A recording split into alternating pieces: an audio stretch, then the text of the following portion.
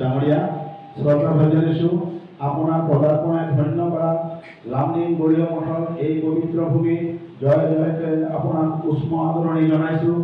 জীৱন যাত্ৰাত তীব্ৰ প্ৰত্যাহ্বান আৰু নানান ঘাত প্ৰতিঘাত হেৰেঙেৰে অতিক্ৰম কৰি আপুনি এগৰাকী সফল সমাজকৰ্মী হিচাপে নিজকে প্ৰতিষ্ঠিত কৰিবলৈ সক্ষম হৈছে।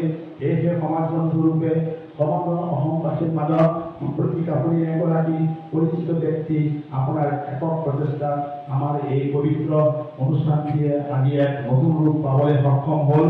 আপুনি আমাৰ সমাজৰ গৌৰৱ, ভিন ভিন জাতি জনজাতি জনগোষ্ঠী ভাষা ধৰ্মাৱলম্বী লোকৰ মিলন তীৰ্থ আমাৰ ৰাজ্যখনৰ সকলৰ বাবে আপুনি এগৰাকী সমন্বয়ৰ প্ৰতীক।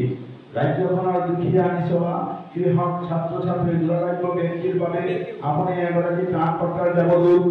প্ৰলয়ংকাৰী বানৰ লগতে অন্যান্য প্ৰাকৃতিক দুৰ্যোগৰ দুৰ্যোগগ্ৰস্ত লোকসকলৰ বাবে আপুনি এগৰাকী প্ৰকৃত জনদৰদী ব্যক্তি। আমাৰ পিছপৰা সমাজখনৰ সৰ্বাংগীন উন্নয়নৰ বাবে সৰ্বক্ষণ পুৰুষাৰ্থ কৰা আপুনি এগৰাকী প্ৰকৃত সমাজদৰদী ব্যক্তি। আপোনাৰ এই আদৰ্শ ব্যক্তিত্ববোধ ভাতৃত্ববোধ কৃত্ৰিমতাহীন সামাজিক দায়বদ্ধতা আৰু অপৰিসীম ত্যাগৰ মানসিকতাৰ সৃষ্টি কৰা বিৰল মানৱতা বোধৰ প্ৰমূল্য সন্মান জনাই সামান্যতম স্বীকৃতি স্বৰূপে আপোনাক আজি এই মানৱ ৰত্ন বঁটা প্ৰদান কৰা হ'ল। অনাগত দিনবোৰত আপোনাৰ চহকী অভিজ্ঞতাৰে আমাৰ সমাজ জীৱন আলোকিত কৰি যাবলৈ ঈশ্বৰে আপোনাক সুস্বাস্থ্য আৰু অপূৰ্ব শক্তি প্ৰদান কৰক। এই আশাৰে আপোনাৰ দীৰ্ঘায়ু কামনা কৰিলোঁ।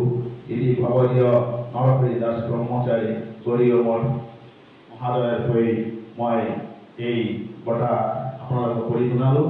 আপোনালোকে আশীৰ্বাদ কৰিব।